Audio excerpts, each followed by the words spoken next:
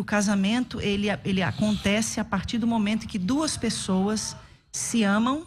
Eu não saber como era o Adão e a Eva não me dá direito de duvidar que é um homem e uma mulher. Nesse contexto não existe idolatria, o senhor está Não, idolatria. fora. Você tirou a glória de Deus e preferiu a glória sua. Casamento, do ponto de vista bíblico, do ponto de vista cristão, o que é o casamento? Essa instituição que é exclusiva aí para quem quer desfrutar de sua sexualidade. O casamento, dentro do contexto bíblico, né, liga duas pessoas. Se a gente for usar um padrão, se Adão e Eva for o padrão, então a gente vai ter que desconsiderar, inclusive, muitos casais heterossexuais, porque destoam desse padrão. Eu não sei se Adão e Eva eram loiros, se eles eram pretos, eu não sei se eles eram albinos, eu não sei quem eles eram. Então, tudo que destoe do conceito do padrão de Adão e Eva, então seria fora do padrão que a gente considera como aprovado por Deus. Se a gente estiver falando, então, de um homem e de uma mulher, onde o homem ou a mulher são estéril, porque Deus mandou eles crescerem e multiplicarem, então eu também estou saindo de dentro de um conceito de padrão. E também não seria aceitável. Então, como duas mulheres casadas, né, que graças a Deus nos deu esse privilégio, depois de muito lutar, né? Em 2013 saiu a lei que possibilita o nosso casamento. A gente concorda que o casamento, ele acontece a partir do momento que duas pessoas se amam, se respeitam e estão dispostas a viver uma vida monogâmica, né? Na fidelidade, na lealdade e dentro do conceito de fé das Sagradas Escrituras. Então, para mim, para Rosânia, o que nós ensinamos na nossa comunidade, que inclusive o sexo é permitido por Deus, sim, abençoado por Ele dentro da instituição do casamento.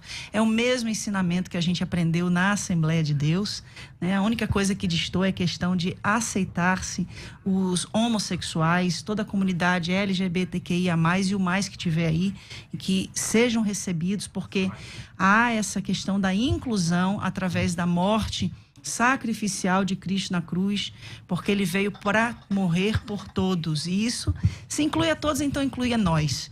E quando Jesus fala em Mateus capítulo 19, como o próprio pastor César já trouxe aqui a citação, né, do casamento, e ele também fala ali dos eunucos, né? Então eu acredito muito sim que a palavra eunuco está se associando àqueles que destoam do que é comum, ou seja, aquilo que seria diferente.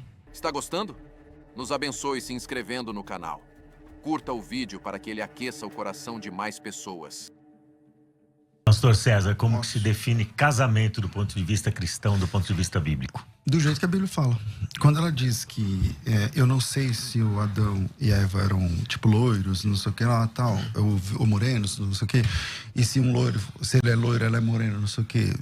Então, obviamente, né, os biotipos não importam. Eu não saber como era o Adão e a Eva não me dá direito de duvidar que é um homem e uma mulher. Entende? Não dá para fazer teologia, Lana, no silêncio das Escrituras, no que a Bíblia não diz. Então, por exemplo, lá em Romanos capítulo 1, que você que citou primeiro, diz assim, no versículo 18: porque do céu se manifesta a ira de Deus sobre toda a impiedade, injustiça dos homens que detêm a verdade em injustiça. Porquanto o que de Deus se pode conhecer, neles se manifesta, porque Deus o manifestou. Porque as suas coisas invisíveis, desde a criação do mundo, tanto o seu eterno poder como a sua divindade, se entendem claramente e se veem pelas coisas que estão criadas, para que eles fiquem indesculpáveis. Não tem nada a ver com paganismo. Deus está falando para toda a humanidade. Porquanto, tendo conhecido a Deus, não o glorificaram como Deus, nem lhe deram graças. Antes, em seus discursos, se desvaneceram o seu coração e insensato se obscureceu. Dizendo-se sábios, tornaram-se loucos. E mudaram a glória de Deus, do Deus incorruptível, em semelhança à imagem do homem corruptível. Essa imagem é o quê, pastor? Eu vou concluir o texto. Mudaram a imagem do Deus... do Deus incorruptível, em semelhança à imagem do homem corruptível. Pelo que também Deus os entregou às concupiscências dos seus corações e à imundícia, para desonrarem em seus corpos entre si, porque mudaram a verdade de Deus em mentira e honraram e serviram mais a criatura do que o Criador, que é bendito eternamente. Pelo que Deus os abandonou às paixões infames, porque até as suas mulheres mudaram o uso natural, contrário à natureza. E semelhantemente também os homens, deixando o uso natural da mulher, se inflamaram em sua sensualidade, uns para com os outros, homem com homem, cometendo torpeza e recebendo em si mesmos a recompensa que convinha no seu erro. Ele não está falando de nenhum tipo de religião pagã. Ele está dizendo o seguinte: você tirou a glória de Deus e preferiu a glória sua. Glória a Deus, glória a Deus. Ao invés da imagem de Deus que Deus fez, você preferiu buscar os seus próprios deleites.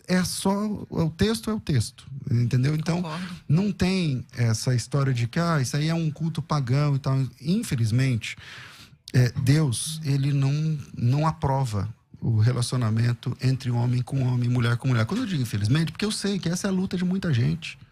E eu entendo que é uma luta grande. Mas a nossa natureza é caída.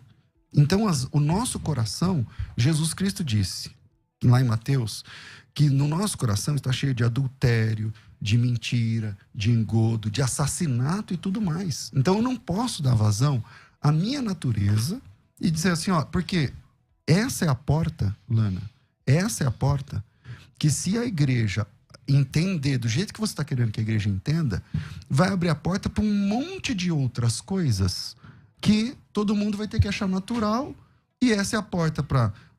Eu não estou te acusando, por favor, estou dizendo que isso pode ser a porta lá na frente para relações sexuais, inclusive com crianças.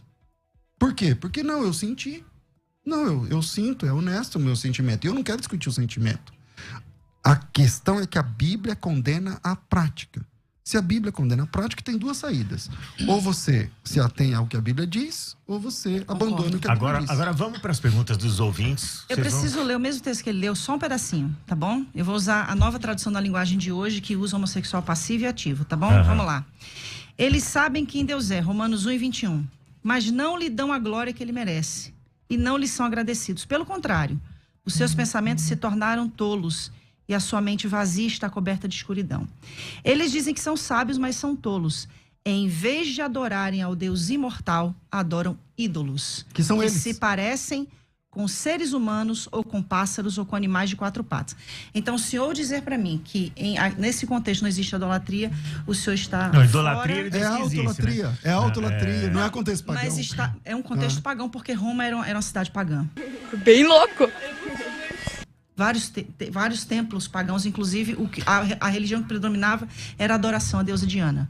Quais são os maiores desafios, pastor, de pastorear o coração de alguém que luta com impulsos homossexuais ou que sente que tem uma orientação homossexual? E aproveitar com essa pergunta você já pastoreou alguém nessas circunstâncias, nessa condição? Tá, essa pergunta vai ser a mesma para ela? Não. Ah, tá. Mas se você quiser responder primeiro, fica à vontade. Porque às vezes, acho que ela queria falar mais coisas. Se você quiser, fica à vontade. A única coisa que eu quero ressaltar aqui é como é desesperador para quem faz parte da comunidade LGBTQIA+, ver que a igreja associa a homossexualidade com a pedofilia. Como eu já vi, por exemplo, pastores renomados dizerem que se liberar hoje o sexo entre iguais, vai ter que liberar o sexo com animais. Então, são comparações esdrúxulas, principalmente que se eu pegar os índices de pedófilos que estão presos, a maioria, quer dizer, uma grande maioria são heterossexuais e não homossexuais. Então, a gente precisa dar um norte nesse assunto, levando que a questão da homossexualidade não tem nada a ver com caráter. Assim como o fato de alguém ser hétero não significa que ele tenha um caráter ilibado. Da mesma forma como uma pessoa ser homossexual não significa que ela tenha um caráter desajustado. Eu concordo com isso, tá? Não tô dizendo que você ou coisa... Eu não aliei você à pedofilia, eu tive esse cuidado. Mas o que eu tô dizendo é o seguinte... Eu acho que a associação, se eu entendi, César, a associação que ele fez foi a seguinte: se você relativizar esse termo, se você relativizar o casamento, ele não relativizou o termo casamento, porque ele manteve essas premissas aqui. O vento assopra onde quer, e ouves a sua voz, mas não sabes de onde vem, nem para onde vai. Assim é todo aquele que é nascido do Espírito. Eu sou o caminho.